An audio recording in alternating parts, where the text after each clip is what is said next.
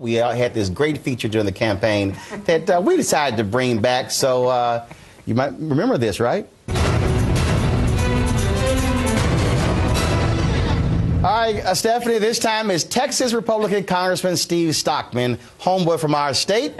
He's the one that invited gun nut and President Obama hater, the rocker Ted Nugent, to the State of the Union address last month. If you really want laughter, trust me, read some of Stockman's press releases. Hilarious. After creating that bit of mischief, he is now sure the White House, that is Stockman, was using fake tweets to pressure him and other members of Congress on gun violence. So he put out this press release, quote, Obama's anti-gun activists are trying to defraud Congress using the same scam that sells male enhancement pills. A close look at the senators' accounts reveal only 6 are actual people. The other 10 are fake computer-generated spam bots. The congressman's source, a right-wing blog. So, my colleagues at CNN decided to check this out. And here's what happened when one of Stockman's staffers showed CNN reporter Lisa Sylvester a supposedly fake tweet. This is one of the supposed people who contacted us. As you see, this is the only thing she's ever said.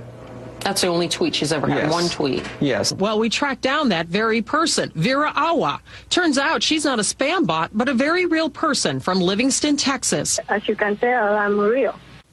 You know, Congressman Stockman and your staff, you might want to use that thing called Google before you go on CNN and embarrass yourself. In less than half of 1 second, we found this listing with Vera Awa's phone number that you could have called to get at the truth. All right, Congressman Stockman, it's a little hard for you to handle the truth. So, Congressman, you told this week's...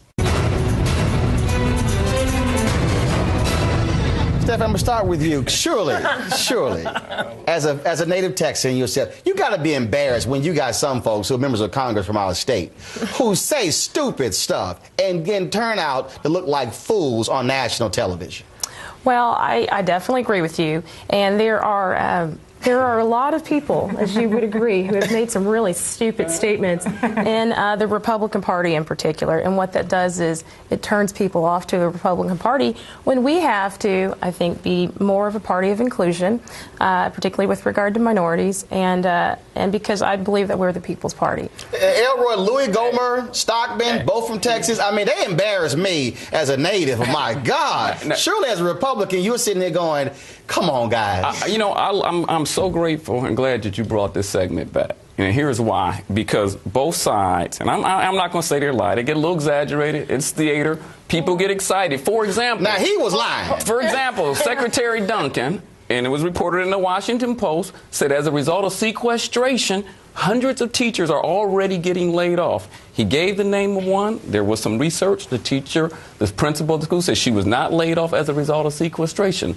Was that the biggest damn lie? Yeah, or did he just make a point? No, it was a lie. But it wasn't bigger than that lie.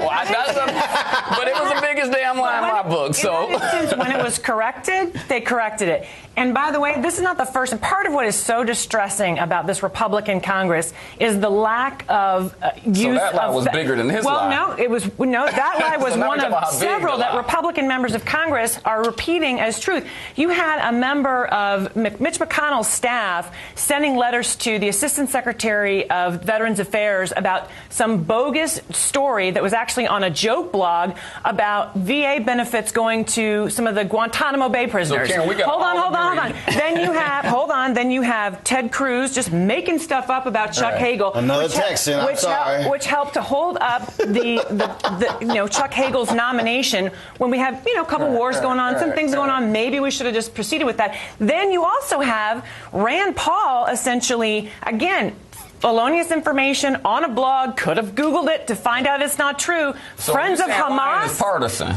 No, I'm not. I'm saying the Republicans have lowered the standards of what they will use to attack without actually finding out what the facts are. And then when challenged, when challenged, they say, yeah, I said it. Well, I just want to jump in here and just say that I don't see this as partisan when the President of the United States says we've got to release illegal immigrants. He didn't say that. Who are criminals He didn't because say of that. sequestration that came from the administration. It absolutely didn't come from the president. So that's a lie right there. It didn't come from the president. It didn't even come from Janet Napolitano. They've already said that it came from a lower level person. They've already proven that. Person within the administration. So you're just making that up. No. Time out. So the point is that is being made up, and that no one had to do that because of cost cuts. That is a fear tactic. You know what? That's You had the and so that's the biggest lie. That's the biggest lie. The chief of staff of the army. Hey, dude, bring me a chair. I'm gonna just chill out. Y'all go ahead. Bring me a chair. You guys, So seriously, for 1 second, we started with Stockman. And on Washington Watch, this is not a show where you come and spew Breitbart talking points or Drudge Report. Like, let's talk facts here. I'm talking. Yes, but I'm saying let's not admit. But objection relevance, though. Angela, go ahead. But objection relevance. 1 second. 1 second. 1 second. Excuse me. Hold on. Angela, go ahead. Excuse me. This segment is called, and church folks forgive me, biggest damn lie. Right? And somehow. Church folks cuss too, but go right ahead. But okay, but I'm saying, and this is Sunday, so I'm saying let's talk about the fact that we have a lie that was selected, and you got sequestration in this, and we're not even talking sequestration. I can, but I'm saying don't come on this show and spew. No, they're not. But don't start spewing stuff that doesn't even have anything to do with Stephanie, this segment. go ahead.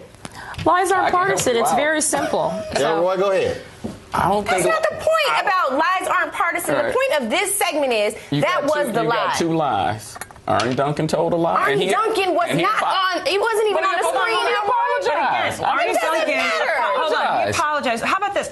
It used to be that if you wrote a letter to the Assistant Secretary of Defense about some bogus story about prisoners at Guantanamo Bay getting GI benefits from the post 9/11 GI Bill, you would be fired. And somebody lied there? Yes, absolutely. So should Arnie Duncan be fired? He apologized. So he lied and apologized. He was given wrong information and he apologized. So wait, who was the congressman that lied? Congressman Steve Stockman, and I don't believe Congressman Stockman has apologized. In fact, I do know that. No, he's leaning into it. I do know that Congressman Stockman also at one point thought we should actually have congressional hearings or something into these fake tweets or whatever. So I'm going, dude, seriously. I mean, he really should apologize for basically saying the Obama digital team was creating these people and making up these tweets because, frankly, he's dead wrong. He was proven to be wrong. But instead, they're leaning into it. My point is, when it is found out that what you've said is wrong, you don't lean into it and brag about it and fundraise off of it. You should actually have some humility and say, you know what, I was wrong. That's what the Some people, it never happens. All right, do this here. Y'all keep talking. I got to go pay some bills. We certainly appreciate everybody being here.